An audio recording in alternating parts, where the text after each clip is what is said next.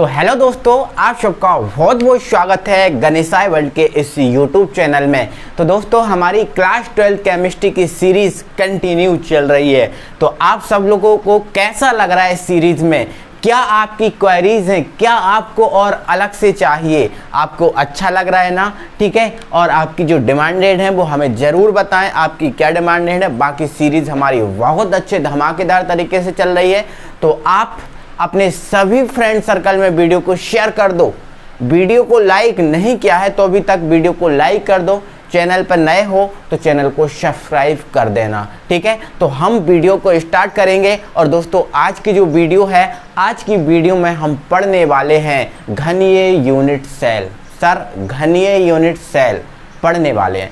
पिछली वीडियो में हमने क्रिस्टल जालक, घनीय यूनिट सेल कितने टाइप की होती है, ये सब कुछ चीज़ें हमने बहुत अच्छे से पढ़ लिया था, ठीक है। तो यूनिट सेल, क्रिस्टल जालक नाम का टॉपिक हमने कवर कर लिया था। यदि आपने उस वीडियो को नहीं देखा तो वीडियो के डिस्क्रिप्शन में उसका आपको लिंक दिया गया है, आप जाकर देख लीजिए, या फिर आप आई बटन पे जाके इसको देख सकते हैं। क्लियर? तो आज का हमारा जो टॉपिक है वो घनीय यूनिट सेल। क्या है सर घनीय यूनिट सेल? तो सुनो, आपको पता है अवयवी कण जो होते हैं बिंदु आकार के होते हैं या होल के आकार के होते हैं, मैं आपको पहले बता चुका हूँ, ठीक है।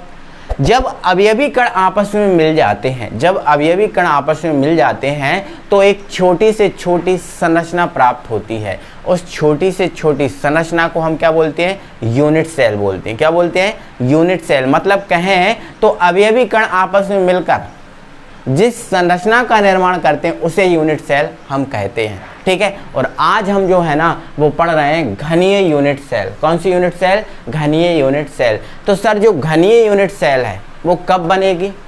जब अवयवी कण, जो अवयवी कण होते हैं, जब अवयवी कण आपस में मिलकर एक घनीय संरचना का निर्माण करते हैं तो उसे हम घनीय यूनिट सेल कहते हैं। जैसा कि आप यहाँ पर देख रहे होंगे कि ये घनीय यूनिट सेल है, ये आपको घन दिख रहा है। और इस घन का निर्माण कैसे हुआ? जब अवयवी कण आपस में मिले तो ये एक यूनिट सेल बनी, इसी को बोलते हैं हम घनीय यूनिट सेल। तो ध्यान रखना कि घनीय यूनिट सेल, आपको ये चीज़ पता है, घन में जो आपका घनीय यूनिट सेल होती है, इस घनीय यूनिट सेल में जो आपकी लंबाई होती है, क्या लंबाई, ठीक है, बराबर क्या होती है? चौड़ाई। और बराबर क्या होती है? ऊंचाई। लंबाई, चौड़ाई बराबर ऊंचाई। मतलब हम ये कहें कि जो घन होता है इसमें लंबाई बराबर चौड़ाई बराबर ऊंचाई, ये तीनों आपस में कैसे होती हैं? बराबर होती हैं।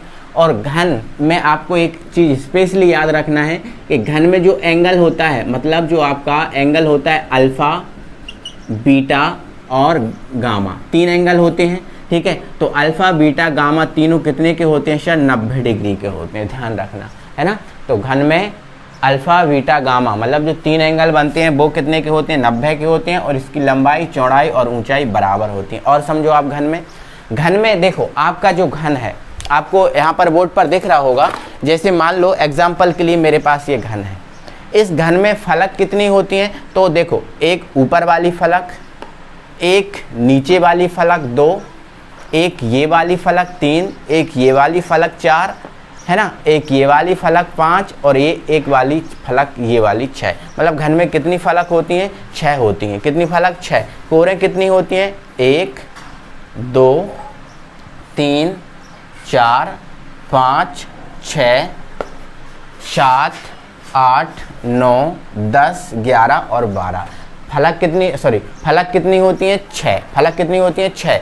कोर कितनी होती हैं घन में? कोर कितनी होती हैं? 12 होती हैं। और घन में कोने कितने होते हैं? 1 2 3 4 5 6 7 और 8।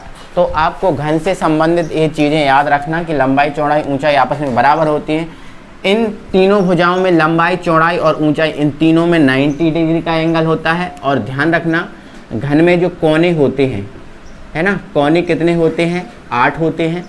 घन में जो आपकी फलक होती हैं, फलक कितनी होती हैं? 6 होती हैं।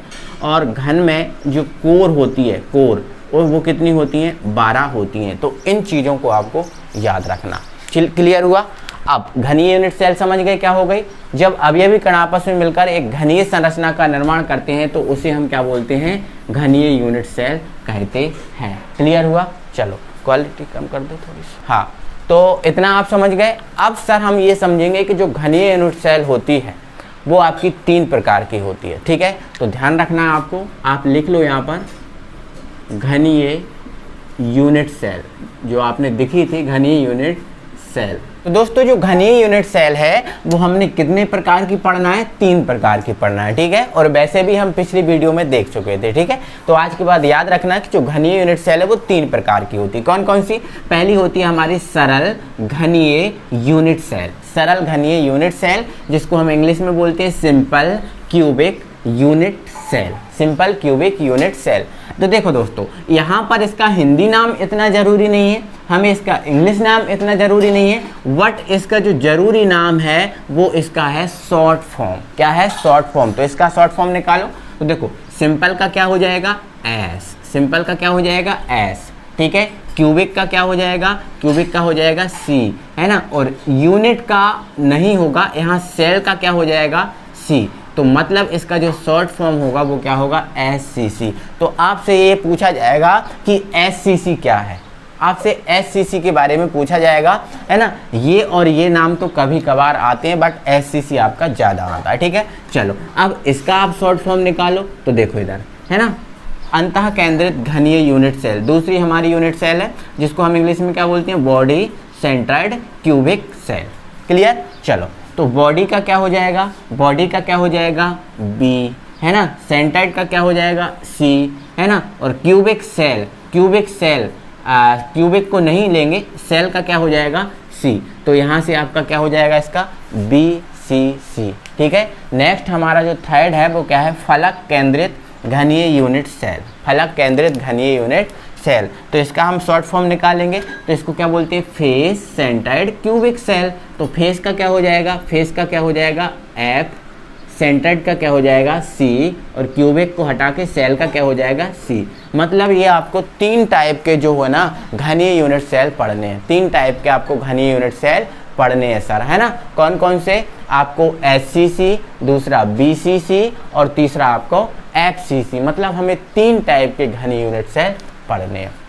बहुत अच्छे से याद रखना, इस चीज़ को भूलना नहीं है आपको। ठीक है, 3 टाइप के पढ़ने हैं ना, सरल घनीय यूनिट सेल, ठीक है, आपका अंतः केंद्रित घनीय यूनिट सेल और फलक केंद्रित घनीय यूनिट सेल। अब ये ध्यान रखना कि ये जो यूनिट सेल है मोस्ट इम्पोर्टेंट है, मोस्ट इम्पोर्टेंट है ये चीज़ आपके लिए। ठीक है, चलो सुनो अब इधर, सुनो इधर। देखो, आपको पता है क्रिस्टल जो आपका घनीय यूनिट सेल हम पढ़ रहे हैं, और घनीय यूनिट सेल के हम कितने प्रकार पढ़ रहे हैं? 3। ठीक है, क्लियर? चलो, तो आप सबसे पहले थोड़ा सा इस पे नॉलेज ले लें, है ना। देखो, ये तीनों प्रकार के यूनिट सेल हैं वो कैसी होंगी? घनीय होंगी। तीनों प्रकार की कैसी होंगी? घनीय होंगी। ठीक है ना, क्लियर है।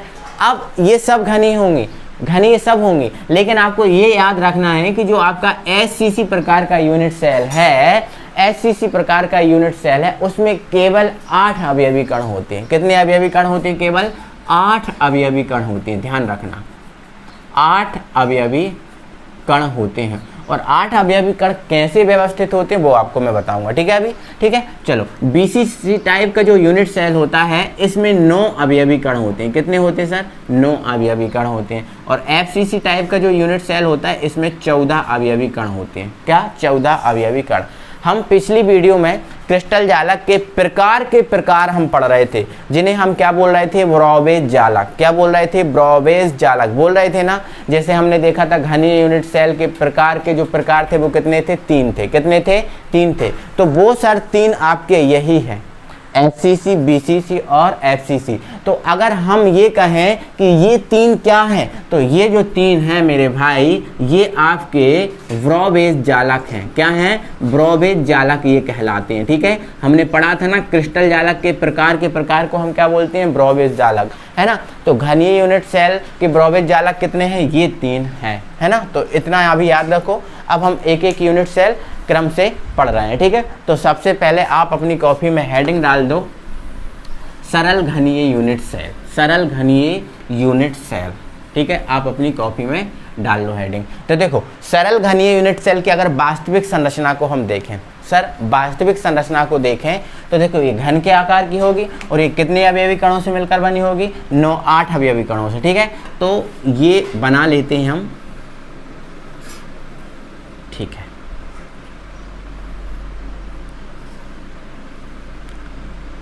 ठीक है, तो ये हमने बना लिया, एक घन बना लिया। ठीक है, और ये जो आपका घनीय यूनिट सेल है यदि एससीसी टाइप का है, कौन से टाइप का है, एससीसी टाइप का है, तो इसमें कितने अवयवी कण होंगे, 8 होंगे। और 8 के 8 अवयवी कण कहाँ पर स्थित होंगे, कोने पर स्थित होंगे। कहाँ पर, कोने पर स्थित होंगे। तो कोने कितने होते हैं, 8। तो एक ये स्थित है, दूसरा, ये तीसरा, ये चौथा, ये पांचवा, ये छठवा, ये सातवां और ये 8वां। ठीक है, तो ध्यान रखना एससीसी टाइप का यूनिट सेल, अगर कोई आपसे पूछ ले कि बताओ ये कौन से टाइप का यूनिट सेल है, तो आप बता देना कि एससीसी टाइप का है। आपसे यदि पूछ ले क्यों है एससीसी टाइप का, क्योंकि इसमें 8 अवयवी कण हैं और 8 के 8 अवयवी कण कहाँ पर स्थित होते हैं, कोने पर स्थित होते हैं। तो आप क्या याद रखोगे, ऐसा यूनिट सेल जो 8 अवयवी कणों से मिलकर बना होता है और 8 अवयवी कण घन के कोने पर स्थित होते हैं, एससीसी यूनिट सेल कहलाता है। तो ये आपका एससीसी प्रकार का यूनिट सेल हुआ। क्लियर हुआ। अब देखो दोस्तों, मैंने अब यहाँ समझना चीज़ों को, मैंने यहाँ पर अवयवी कणों को देखो इस टाइप से व्यवस्थित किया है ना, थोड़ा सा हल्का किया है व्यवस्थित। लेकिन अगर वास्तविक में देखूं, वास्तविकता देखूं कि ये अवयवी कण वास्तव में किस प्रकार से व्यवस्थित होते हैं, तो देखो ये वास्तव में डायग्राम जो दिख रहा है ना एक साइड में, उस डायग्राम को देखो, वास्तव में ये जो अवयवी कण होते हैं एक दूसरे को टच करते हुए व्यवस्थित होते हैं, है ना। जैसे ये वाला अवयवी कण इसको टच कर रहा है, देखो आप डायग्राम में, ये वाला इसको कर रहा होगा, मतलब प्रत्येक अवयवी कण देखो एक दूसरे को क्या कर रहे हैं, टच करते हुए व्यवस्थित हैं। तो वास्तव में इस टाइप से व्यवस्थित होते हैं। क्लियर है, कोई दिक्कत है। चलो अब आगे बढ़ाता हूं मैं वीडियो को, ठीक है, और आगे चीज़ों को हम समझते हैं। दोस्तों आपको थोड़ा सा बेटर तरीके से समझाने के लिए मैं इस स्क्रीन पर आया हूँ 1 मिनट के लिए। आप देखो ये आप यूनिट सेल देखो, ये आप देख पा रहे हो, ये यूनिट सेल देखो, ये जो यूनिट सेल है आपकी कौन से टाइप की है, तो आपका आंसर रहेगा सर एससीसी टाइप की। मैं बोलूँगा क्यों है, तो आप बोलोगे सर इसमें 8 अवयवी कण हैं और 8 के 8 अवयवी कण कहाँ पर हैं, कोने पर स्थित हैं। देखो 8 के 8 कहाँ पर हैं, कोने पर स्थित हैं। तो ये कौन से टाइप की है भाई, एससीसी टाइप की है। क्लियर। अब मैं क्या कर रहा हूँ दोस्तों, ये जो आपकी यूनिट सेल है, इस यूनिट सेल के चारों ओर, है ना, मतलब इस तरफ, नीचे, ऊपर, आगे और इसके पीछे, मतलब चारों तरफ क्या कर रहा हूँ, एक यूनिट सेल को मैं व्यवस्थित कर रहा हूँ, है ना। तो थोड़ा आप देखना मैं इस यूनिट सेल को आसपास कैसे यूनिट सेल को व्यवस्थित करता हूँ। ठीक है, देखो इधर ये आपको दिख रही है, ये जो आपको डार्क यूनिट सेल दिख रही है, ये डार्क यूनिट सेल जो दिख रही है, ये मान लो मेरी जो एससीसी टाइप की यूनिट सेल है। आगे मैंने क्या किया, इस यूनिट सेल के पीछे मैंने एक यूनिट सेल ये व्यवस्थित कर दी, इसके पास में एक यूनिट सेल व्यवस्थित कर दी, इसके पास में एक यूनिट सेल व्यवस्थित कर दी। तो टोटल आपको ऊपर कितनी यूनिट सेल दिख रही हैं, 4, 1, 2, 3 और ये 4। क्लियर। अब इस यूनिट सेल के नीचे एक मैंने व्यवस्थित कर दिया इसको, दूसरा इसको, तीसरा इसको और चौथा इसको, मतलब इसके चारों ओर मैंने यूनिट सेल को क्या कर दिया, व्यवस्थित कर दिया। ठीक है।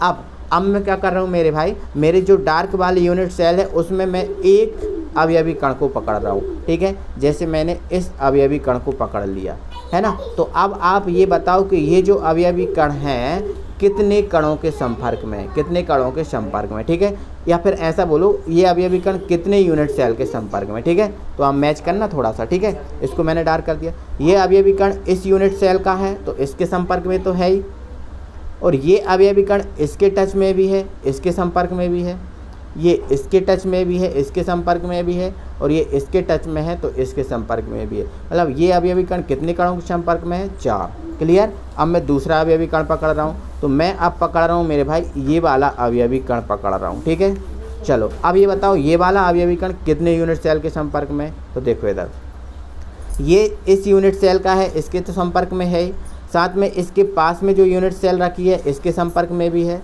दूसरा इसके पास में ये रखी है तो इसके संपर्क में भी आ गया, ये भी रखिए तो इसके संपर्क में भी आ गया। अब इसके नीचे एक यूनिट सेल ये है तो इसके संपर्क में भी है, एक ये है तो इसके संपर्क में भी है, ये इसके संपर्क में भी है और ये इसके संपर्क में भी है। मतलब ये कहें तो ये वाला जो अवयवी कण है इस यूनिट सेल का कितने यूनिट सेल के संपर्क में है, तो आपका रहेगा सर आंसर 8। कितना? 8। अब बोलोगे सर ये वाला 4K में है, लेकिन मेरे भाई आप ये समझो जैसे ये वाला 8K में है तो यदि मैं इसके ऊपर यूनिट सेलों को व्यवस्थित करूँगा तो कितनी यूनिट सेल इसके ऊपर रख सकता हूँ? 4 रख सकता हूँ ना। यहाँ पर, यहाँ पर, यहाँ पर, यहाँ पर 4 रख सकता हूँ। तो 4 के संपर्क में तो है, ऊपर रखूँगा तो 4 के संपर्क में और आ जाएगा, 4 के संपर्क में और आ जाएगा। इसी प्रकार से मैंने इसीलिए बीच का आपको पकड़ के बताया, क्योंकि बीच का अवयवी कण इस तरफ भी यूनिट सेल रखी हैं, इस तरफ भी रखी हैं। और इस टाइप से अगर हम देखें कि ये जो आपकी यूनिट सेल जो डार्क दिख रही है, इस डार्क वाली यूनिट सेल के 8 जो अवयवी कण हैं, 8 अवयवी कण 8 यूनिट सेल के संपर्क में आ सकते हैं। ये 8 अवयवी कण हैं इसके, ठीक है। तो ये 8 यूनिट सेल के संपर्क में आ सकते हैं। क्यों? क्योंकि इसके आसपास हम यूनिट सेल को रख सकते हैं ना। तो एक जो अवयवी कण है कोने का वो 8 यूनिट सेल के संपर्क में आ सकता है। आप ध्यान रखना है इस बात को, ठीक है। चलो तो देखो अब यहाँ समझो, जैसे एक या फिर ऐसा कहें कि 8 जन, कितने व्यक्ति? 8 जन एक रोटी खाते हैं। 8 जन कितनी रोटी खाते हैं? एक रोटी खाते हैं। तो अब बताओ इस एक रोटी को यदि मैं बराबर बांट दूं 8 जन में तो एक व्यक्ति को कितनी मिलेगी? केवल 1/8। कितना? 1/8। तो आपको ध्यान रखना है कि अगर मैं देखूं इस वाले अवयवी कण, ये जो आपको दिख रहा है ना, ये वाला अवयवी कण, ये वाला अवयवी कण कितने जनों में बटा है? 8 जन में बटा है। कितने जन में? 8 जन में। तो बताओ ये अवयवी कण का एक यूनिट सेल को कितना भाग मिलेगा? ये अवयवी कण 8 जन में बटा है तो एक को कितना भाग मिलेगा? तो एक को कितना मिलेगा? केवल 1/8, है ना। 1/8 यहाँ, 1/8 यहाँ, 1/8 यहाँ, ठीक है। यहाँ से ऐसे करके प्रत्येक जगह कितना भाग मिलेगा? 1/8। तो आपको इतना चीज़ों को ध्यान रखना है बहुत अच्छे से। आई होप कि आप समझ पाए होंगे।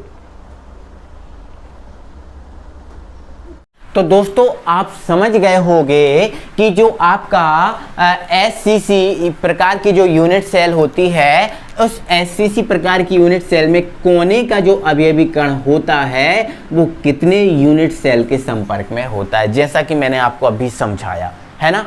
कितने के संपर्क में होता है? एक जो अवयवी कण होता है वो 8 यूनिट सेल के संपर्क में होता है। कितने के?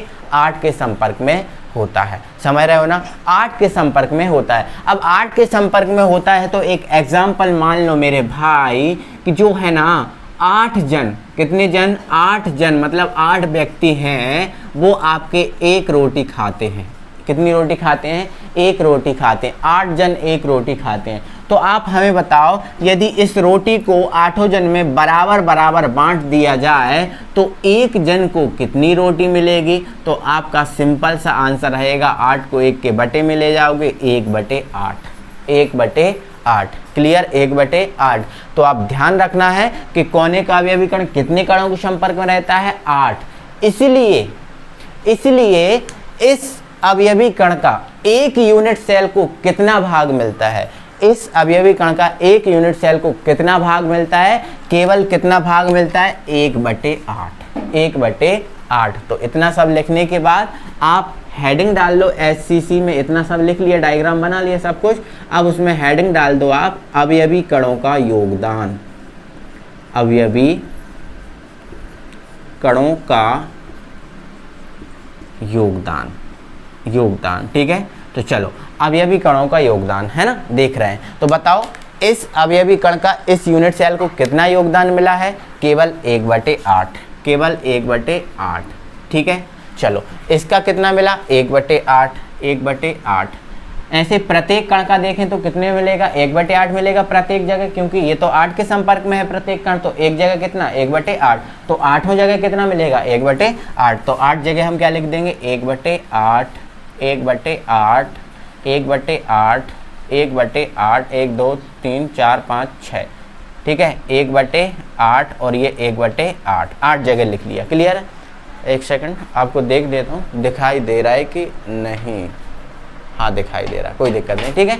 अब इसका आप क्या करो, सबका एलसीएम लो। एलसीएम लोगे तो कितना आएगा, 8 आएगा। और ऊपर क्या 1 + 1 + 1 + 1 + 1 + 1 + 1 + 1, ठीक है। 8 जगह 1 2 3 4 5 6 7 8, तो क्या हो जाएगा 8/8 बराबर 8 से 8 कैंसिल, बराबर कितना आ गया 1। मतलब हम देखें, मतलब हमारा समझ में आ गया है। मतलब हमारा ये है कि देखो, बना तो ये यूनिट सेल 8 अवयवी कणों से है, बना तो ये यूनिट सेल कितने अवयवी कणों से है, 8 से, लेकिन टोटल योगदान देखें तो केवल कितने कण का है, एक ही कण के बराबर योगदान है, एक ही कण के बराबर योगदान है। क्योंकि ये पूरा इसका नहीं है, 1/8 इसका, ये भी 1/8 इसका है, ये भी 1/8 जगह, मतलब सब 1/8 जगह, तो एक कण के बराबर योगदान मिलता है। तो कितने का योगदान होता है, एक कण का योगदान होता है। तो इसको आप इस टाइप से मत निकालना, मैंने आपको टोटल आपको बताया है, आप कैसे निकालना, एक देखो, आप समझो इधर देखो, कोने का योगदान कितना होता है, 1/8। अब ये 1/8 योगदान है कितनी जगह है, क्योंकि कोने 8 है तो कितनी जगह होगा, 8 जगह, तो 8 से 8 कैंसिल, बराबर कितना आ गया 1। तो आपको ये चीज़ याद रखनी है, ठीक है। तो आपको ध्यान रखना है, कितने पॉइंट यहाँ से निकालोगे आप, ये यूनिट सेल कितने अवयवी कणों से बनी होती है, 8। योगदान कितने अवयवी कणों का होता है, केवल 1 का। योगदान कितने अवयवी कणों का होता है, केवल 1 का। क्लियर हुआ, ठीक है। और 8वां अवयवी कण कहाँ पर स्थित होते हैं, कोने पर, ठीक है। कोने पर उपस्थित अवयवी कण का एक यूनिट सेल को कितना भाग मिलता है, केवल 1/8। ये चीज आप इस यूनिट सेल से संबंधित याद रखना। ओके, चलो अब हम बढ़ाते हैं चीज़ों को आगे।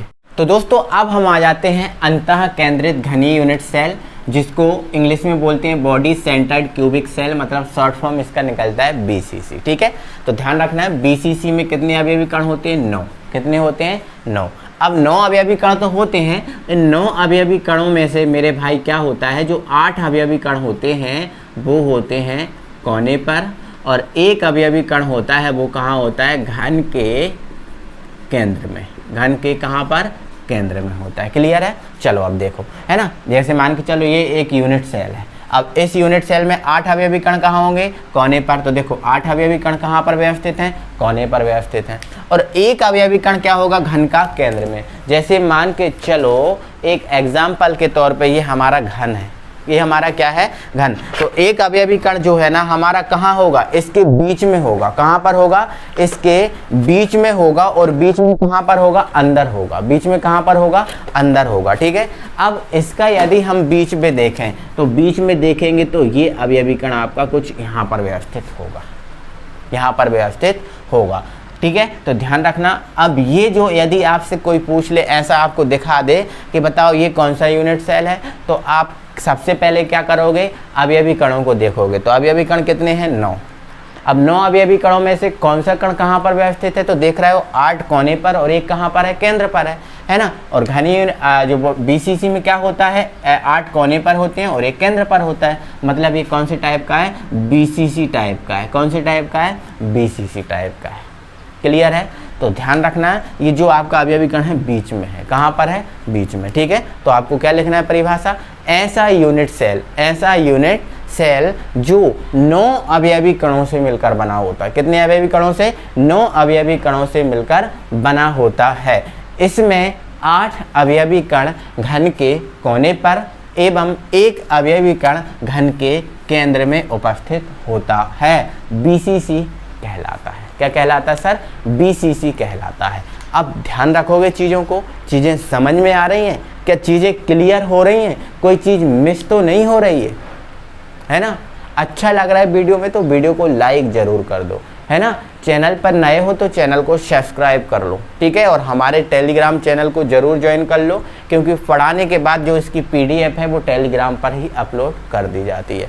क्लियर हो गया इतना, ठीक है। तो ये कौन से टाइप का आपको दिख रहा है, BCC टाइप का। ओके, चलो अब हम आ जाते हैं अवयवी कणों के योगदान पर। किस पर, योगदान पर। तो यहाँ पर हम देख रहे हैं कि देखो थ्योरी लिख ली, फिर ये डायग्राम बनाना, डायग्राम बनाना, इतना काम करने के बाद फिर डालना अवयवी कणों का योगदान, फिर आना, ठीक है। चलो तो योगदान की बात करें तो देखो हमने आपको दिखा दिया कोने पर उपस्थित अवयवी कण 8 कणों के संपर्क में रहता है। कितने कणों के? 8 कणों के संपर्क में रहता है। ठीक है, तो आप ये बताओ कोने का योगदान 1/8 होता है, हमने अभी पढ़ा है ना। तो कोने का योगदान कितना होता है? 1/8। अच्छा, कितने कोने पर इसमें अवयवी कण है? 8 पर है, तो ये इंटू 8 लगा दिया, फिर लगा दो प्लस। क्यों लगा दो प्लस? क्योंकि कोने के अलावा हम दूसरे स्थान पर जा रहे हैं, और दूसरा स्थान वो क्या है? केंद्र है ना। चलो अब समझो, देखो मेरे भाई, जैसे एक एग्जाम्पल के थ्रू मैं आपको समझा रहा हूँ, ठीक है, एक सेकंड समझना। चलो मैंने छोटे छोटे यूनिट सेल लिए, छोटे छोटे मैंने क्या लिए? यूनिट सेल, घनीय यूनिट सेल लिए। एक सेकंड, ओके। देखो मैंने क्या किया है मेरे भाई, एक सेकंड, मैंने क्या किया है? एक अवयवी कण को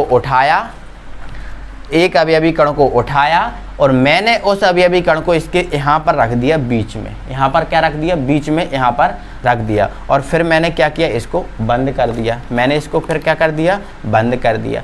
अब मैंने क्या किया? इसके ऊपर मैंने ये दूसरा यूनिट सेल रख दिया।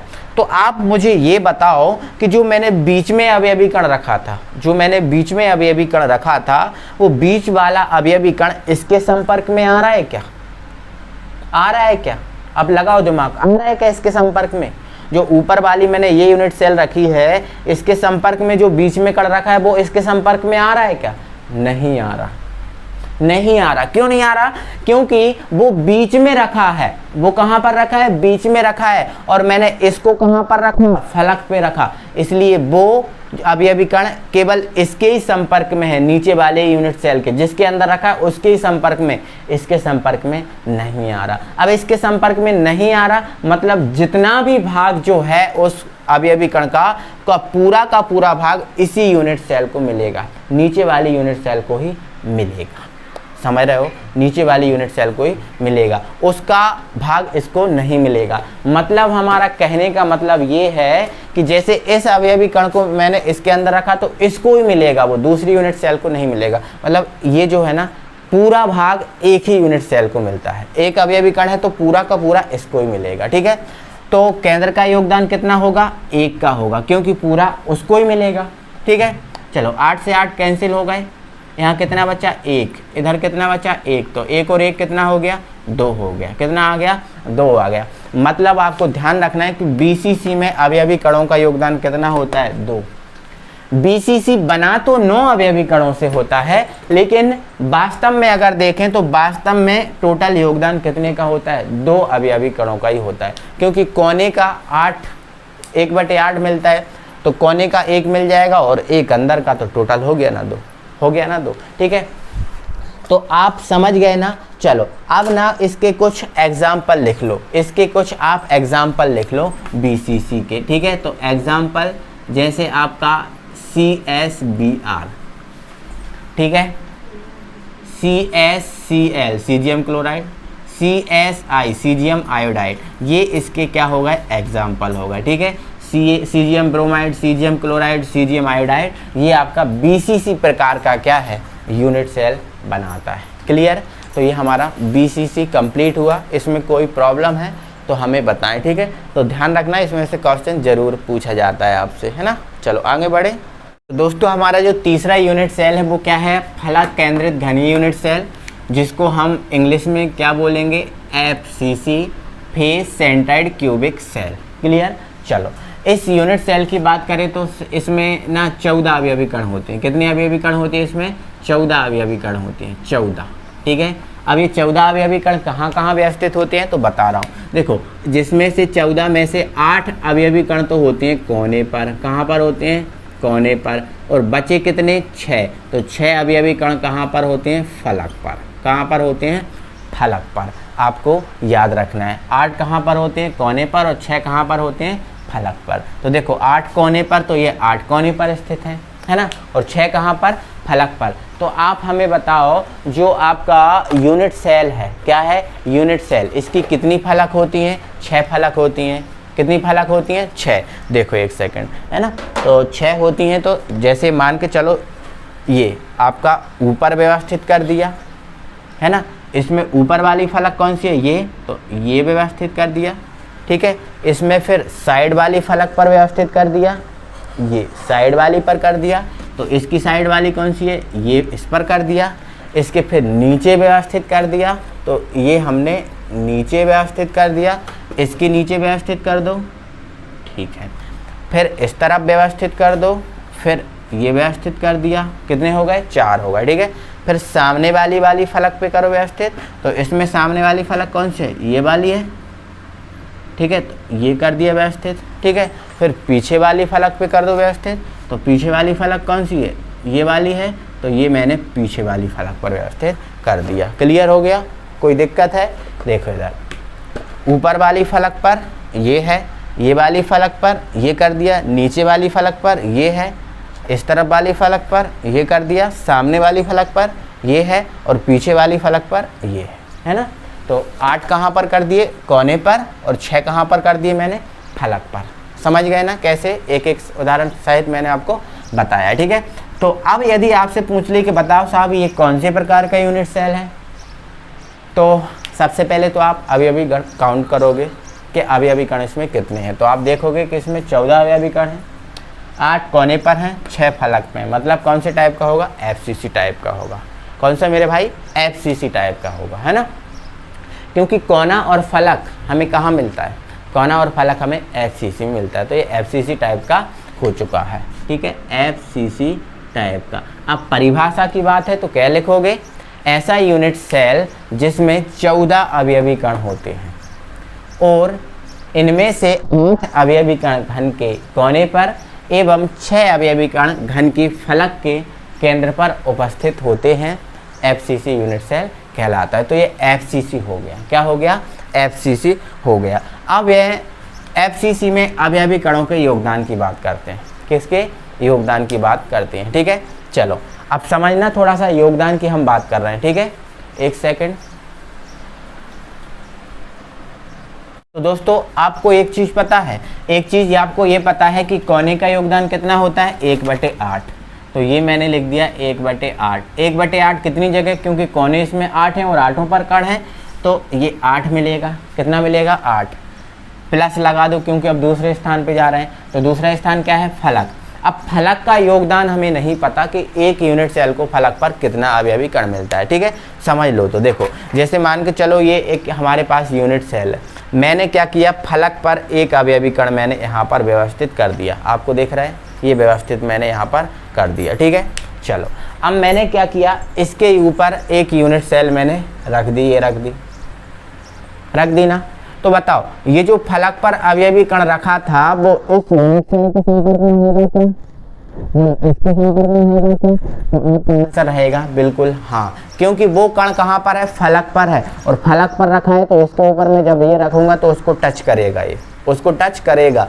मतलब अब ये जो अवयवी कण केवल इस यूनिट के सेल के संपर्क में था, जब मैंने इसके ऊपर ये रख दिया तो अब कितने यूनिट सेल के संपर्क में आ गया, 2 के में आ गया, कितने आ गया, 2 के में आ गया, ठीक है।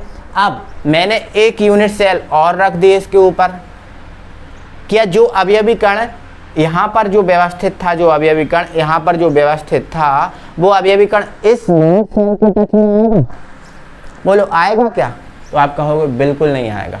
क्यों, क्योंकि वो यूनिट सेल मैंने इसके ऊपर रखी है और अवयवी कण कहाँ पर है, यहाँ पर है, तो ये जो अवयवी कण है इसके टच में नहीं आएगा। मतलब ये जो फलक का अवयवी कण है केवल कितने यूनिट सेल के संपर्क में आया, अभी 2 के। अब मैंने यहाँ इस यूनिट सेल को रख दिया तो ये वाला कण टच में आएगा, नहीं आएगा, यहाँ पर रख दिया तो नहीं आएगा। मतलब ये कहने का मतलब है फलक वाला जो अवयवी कण है केवल 2 यूनिट सेल के संपर्क में आता है ना। जैसे मान के चलो कोई अवयवी कण मेरा यहाँ पर व्यवस्थित होता, यहाँ पर, ठीक है, तो मैं यूनिट सेल को यहाँ रख देता तो इसके टच में तो आ जाता, बट अब जो ऊपर रखी है वाली इसके टच में नहीं है। ये जो अवयवी कण है ये वाला केवल इसके टच में है, इसके टच में नहीं है। अब मैं यूनिट सेल एक यहाँ रख दूं तब भी इसके टच में नहीं आएगा। तो सीधी सी बात आपको याद रखना है, क्या याद रखना है कि जो फलक का जो अवयवी कण है वो कितने यूनिट सेल के संपर्क में आता है, 2 के। अब 2 के संपर्क में एक कण आता है तो एक को कितना मिलेगा, 1/2। एक को कितना मिलेगा, 1/2 भाग मिलेगा, 1 को 1/2 भाग मिलेगा। तो फलक का योगदान कितना होता है 1/2, बट 1/2 ये कितनी जगह मिलेगा 6 जगह, क्योंकि कैप कितनी फलक हैं 6, 1 2 3 4 5 6, तो ये इंटू आप क्या कर दो 6 कर दो, 2 तिया 6, 8 एकम 8, तो यहाँ 1 आ गया, यहाँ कितना आ गया 3, तो 3 और 1 कितना हो गया 4 हो गया, कितना आ गया 4, मतलब FCC में अवयवी कणों का योगदान कितना होता है 4 का होता है। बना तो 14 अवयवी कणों से होता है, लेकिन योगदान कितने का होता है केवल 4 का, कितने का 4 का। ये चीज़ें आपको याद रखना है। यदि क्वेश्चन आपसे पूछ ले कि FCC कितने अवयवी कणों से बना होता है, तो आप कहोगे 14। FCC में कितने कणों का योगदान होता है, तो आप कहोगे 4। क्लियर। चलो एग्जाम्पल लिख लो इसके, है ना, एग्जाम्पल लिख लो इसके, NaCl, ठीक है, AgCl, AgBr, ये आपका जो FCC है इसका उदाहरण है। क्लियर हुआ, कोई दिक्कत है? चलो इतना आप समझ गए हो बहुत अच्छे से, आपको प्रॉब्लम नहीं होनी चाहिए, ठीक है। अब अपनी कॉपी में आप डालो नोट, कॉपी में अपनी नोट डालो और उस कॉपी में आप लिखो नोट नंबर 1। क्या लिखोगे, क्या लिखोगे, हाँ ऐसा लिखोगे, घनीय यूनिट सेल के कोने, घनीय यूनिट सेल के कोने पर उपस्थित अवयवी कण का एक यूनिट सेल को केवल 1/8 भाग प्राप्त होता है। ठीक है, क्या लिख लिया, घनीय यूनिट सेल में कोने पर उपस्थित अवयवी कण का एक यूनिट सेल को केवल 1/8 भाग प्राप्त होता है। लिख लिया। नोट नंबर 2 डालो, नोट नंबर 2 में लिखो, घनीय यूनिट सेल के केंद्र में उपस्थित अवयवी कण का, घनीय यूनिट सेल के केंद्र में उपस्थित अवयवी कण का एक यूनिट सेल को 1 भाग प्राप्त होता है। कितना भाग? 1, क्योंकि पूरा का पूरा उसको मिल जाता है। नोट नंबर 3 डालो, नोट नंबर 3 में क्या लिखना है, घनीय यूनिट सेल के फलक पर उपस्थित अवयवी कण का, फलक पर उपस्थित अवयवी कण का एक यूनिट सेल को केवल 1/2 भाग प्राप्त होता है। ठीक है, ये किसका योगदान है? कोने का। ठीक है, ये कहाँ का है? केंद्र का। और ये कहाँ का है? फलक का। कहाँ का है सर? फलक का। तो ध्यान रखना। क्लियर है? चलो, अब ये पता है कि 1/8 क्यों प्राप्त होता है कि कोने का 8 यूनिट सेल के संपर्क में रहता है, इसलिए 1 प्राप्त होता है। केंद्र का 1 ही के संपर्क में रहता है, इसलिए पूरा भाग प्राप्त होता है। फलक का 2 यूनिट सेल के संपर्क में होता है, इसलिए 1/2 प्राप्त होता है। क्लियर? तो ये हमने यूनिट सेल समझा। अब हमें आप बताओ कि आपकी प्रॉब्लम क्या रही। मुझे नहीं लगता, यदि आपने सही से नियम से वीडियो जैसे देखा जाता है वैसे वीडियो आपने देखा है तो नहीं होगी प्रॉब्लम, ये गारंटी है मेरी।